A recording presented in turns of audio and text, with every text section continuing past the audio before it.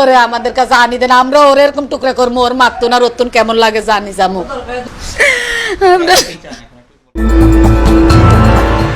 একটি ফ্ল্যাটে এক ব্যক্তি তার স্ত্রীকে হত্যা করে দেহ টুকরো টুকরো করেছে। ফ্ল্যাটের নিচতলার এক প্রতিবেশীর সন্দেহ থেকে এই নৃশংস হত্যাকাণ্ডের বিষয়টি ফাঁস হয়। ঘটনাটি চট্টগ্রাম নগরের বায়েজিদ বোস্তামি থানার রফাবাদ এলাকার। ওনারা তো বলে টুকরা টুকরা করে লাইছে, আমি কই না ওইটা আরে না, আমি তো সুমনের লগে 5টা বাজা কথা কইছি। বিচার চাই আমরা ওর এরকম উপযুক্ত বিচার চাই। ও আমগর এরকম করলো কেমনে, এরকম শান্ত কথার ভিতরে ঠান্ডা কথার ভিতরে ও কেন টুকরা করছে এটা ওর কাছে আমরা কেন ওর সরাসরি আমি জিজ্ঞাসা চাই। রাতে 3:30 বাজে আমার যেটা ফোন করে বলছে ফলেকে টুকরা টুকরা করে ফেলাইছে। তোলো টুকরা টুকরা না করে তখন গলা চিবি মারি ফেলাইতো, তো আমরা লাস্টটা গোটা পাইতাম কেন টুকরা টুকরা করলে বলেন।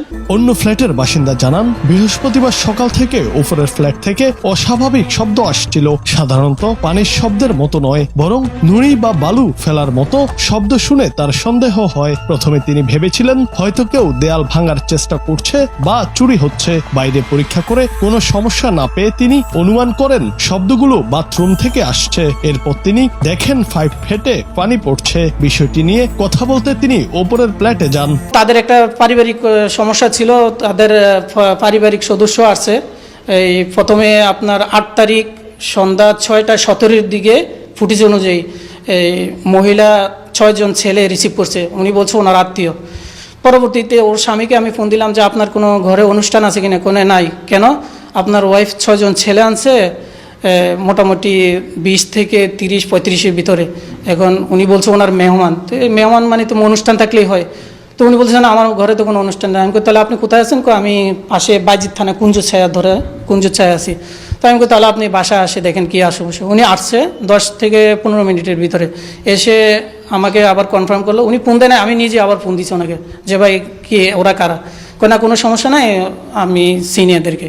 প্রতিবেশী জানান, গত 8 তারিখে ওই ভাড়াটিয়ার স্ত্রী 6 জন পুরুষকে নিয়ে এসেছিলেন, যাদের তিনি আত্মীয় বলে দাবি করেছিলেন। পরে ভাড়াটিয়ার স্বামীকে ফোন করা হলে তিনি বাড়িতে কোনো ঘটনা ঘটেনি বলে জানান এবং অন্য একটি স্থানে ছিলেন। পরবর্তীতে তিনি নিশ্চিত করেন যে তিনি ওই পুরুষদের চিনতেন এবং কোনো সমস্যা ছিল না। পরে আবার সন্দেহজনক শব্দ শুরু হলে প্রতিবেশী বুঝতে পারেন যে সমস্যাটি ভেতরের। তিনি ভাড়াটিয়াকে দরজা খুলতে বলেন, কিন্তু ভাড়াটিয়া প্রায় 15 মিনিট ধরে দেরি করেন এবং বাথরুমে ব্যস্ত আছেন বলে জানান। মাগরিব পর থেকে ওই জিনিসটা আবার হচ্ছে, তখন আমার মাথায় বাইরে দিয়ে যখন আমি পরীক্ষা করার পরে দেখলাম যে কোনো সমস্যা নাই, তখন মাথায় আসলে কি ভিতরে কোনো সমস্যা কিনা। তখন আইসা দরজা অনেকবার করলাম, উনি খুলতেছে না। প্রায় 15 মিনিট থেকে বেশিও সময় আমাদেরকে লেট করাইছে।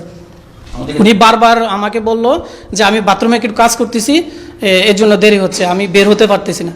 তো আমি কই যেভাবে হোক আপনি পুরুষ মানুষ, সমস্যা নাই, গামছা একটা পেঁচে হলেও আপনি আসতে পারতেন, আপনি দরজা খুললেন। তখন দরজা খুলছে, খোলার পরে ভাই কয় কি সমস্যা। আমি কই আপনি বাথরুমে দিয়ে কী ফেলতেছেন? মাগরিবের পর থেকে এখন রাতের 11টা বাজে, এত ঘন্টা সময় ধরে আপনি বাথরুমে কী কাজ করতেছেন, এগুলো ফেলতেছেন, আওয়াজ তো খুব বেশি হচ্ছে, আমার পাইপ ফেটে গেছে, পানি পড়তেছে। ও বলতেছে না আমি তো এতক্ষণ ছিলাম না, হয়তো অন্য কেউ হতে। আমি না এখান থেকেই পড়তেছে, আমি সবগুলো ফ্ল্যাটে, কিন্তু আমি যাই নাই, কিন্তু ওনাকে বলছে আমি সবগুলো ফ্ল্যাটে আমি বলে আসছি। পরে ভাড়াটিয়া দরজা খুললে প্রতিবেশী তাকে শব্দ এবং এতক্ষণ বাথরুমে কি করেছিলেন তা জিজ্ঞাসা করেন। বাথরুমে প্রবেশ করে তিনি দেখেন কাপড় এলোমেলো অবস্থায় পড়ে আছে এবং কমোডে মাংসের 2টি টুকরো ভাসছে। ভাড়াটিয়া দাবি করেন তিনি ফ্রিজ পরিষ্কার করছিলেন এবং মাংস ফেলে দিচ্ছিলেন, তবে প্রতিবেশী রক্ত এবং মাংসের ছোট ছোট টুকরো দেখতে পান। এরপর প্রতিবেশী বুঝতে পারেন ভাড়াটিয়ার স্ত্রী নিখোঁজ। ভাড়াটিয়া দাবি করেন যে পারিবারিক বৈঠকে আসা লোকদের সাথে তার স্ত্রী চলে গেছেন। ফ্ল্যাট তল্লাশি করার পর প্রতিবেশী বক্স খাট তুলে শুধু ভুক্তভোগীর 2টি পা দেখতে পান। দেখছি কথা একটু গরমিল বলতেছে। তখন আমি ফট করে আগে বাথরুমে, যেহেতু বলছি বাথরুমে কাজ করে, তখন সন্ধ্যেবেলা আমি বাথরুমে ঢুকলাম। ঢুকে দিয়ে পুরো বাথরুমে আপনার কাপড় চোপড় ছড়ে ছিটিয়ে আছে। এরপর আপনার কমেডির ভিতরে একটা মগ দেওয়া, গোছলের মগ যেটা, সেটা দেওয়া। আমি মগটা সরালাম বলে দেখি 2টা টুকরা মাংস ওইটার ভিতরে ভাসতেছে। তো আমি বলছি ভাই মাংসগুলো কি কেন? ও বলতেছে আমি ফ্রিজ পরিষ্কার করতেছিলাম, কিছু মাংস ছিল আমি এখানে ফেলে দিছি, পানির সাথে চলে যাবে জন্য করলাম। এই কাপড় চোপড় তার সব কিছু চেক করার পর লাস্ট আপনার খাটের ছাউনি আলগে বক্স খাট, এটা উঠানোর পরে দেখতেছি যে শুধু পা দুইটা আছে। প্রতিবেশী দ্রুত বাইরে থেকে দরজা তালাবদ্ধ করে সাহায্যের জন্য নিচে যান। এরই মধ্যে খুনি 10 তলা থেকে গ্রিল কেটে পালিয়ে যায়। 6ষ্ঠ তলার এক মহিলা ফোন করে জানান কেউ গ্রিল বেয়ে নিচে নামছে, যাকে তিনি চোর ভেবেছিলেন। এভাবেই খুনি পালিয়েছে। জীবনে প্রথম ফার্স্ট এই ধরনের লাশ শশককে কাছের থেকে দেখা, মাথায় তখন আর কাজ করে নাই যে ওকে বেঁধে ফেলি।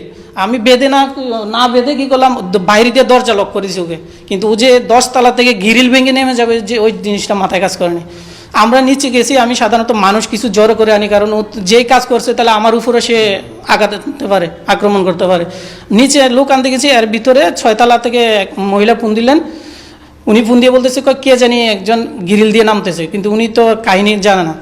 পরে পুলিশ রান্নাঘরে আরো দেহের অংশ খুঁজে পায়। দম্পতির মধ্যে দীর্ঘদিনের পারিবারিক সমস্যা ছিল এবং স্ত্রী প্রায় 1.5 মাস ধরে বাইরে ছিলেন বলে জানা গেছে। সম্প্রতি তিনি ফিরে এসে হত্যার শিকার হলেন। এভাবে একটা মেয়েকে এই যুগে, আধুনিক যুগে এভাবে নৃশংসভাবে হত্যা করা, টুকরো টুকরো করে ফেলা, এটা কখনো আমরা কাম্য করি না এবং তার শাস্তি হওয়া উচিত। এটা আসলে এক পারিবারিক কলহের জেরে হত্যাকাণ্ড, এবং এই হত্যাকাণ্ডের পরে আমরাও জেনেছি যে ডেড বডিটাকে টুকরো করে ফেলা হয়। আর আমাদের তদন্ত অব্যাহত আছে, বাকি যে বিষয়গুলো সেগুলো তদন্তে উঠে আসবে। এদিকে হত্যাকাণ্ডের ঘটনায় অপরাধীর শাস্তি দাবি করেছেন নিহতের স্বজনরা। বিচার চাই, বিচার চাই, আমরা ওরা এরকম উপযুক্ত বিচার চাই। আমার 4টে বোন যেরকম টুকরা টুকরা করছে, আমরাও স্যার ফাঁসি চাই। বাইজিকে নির্মমভাবে বিনা দোষে যেভাবে হত্যা করা হয়েছে, আমরা ওই জন্য তার উপযুক্ত ফাঁসি চাই। জুনায়েদ আহমেদ, বাংলা টিভি।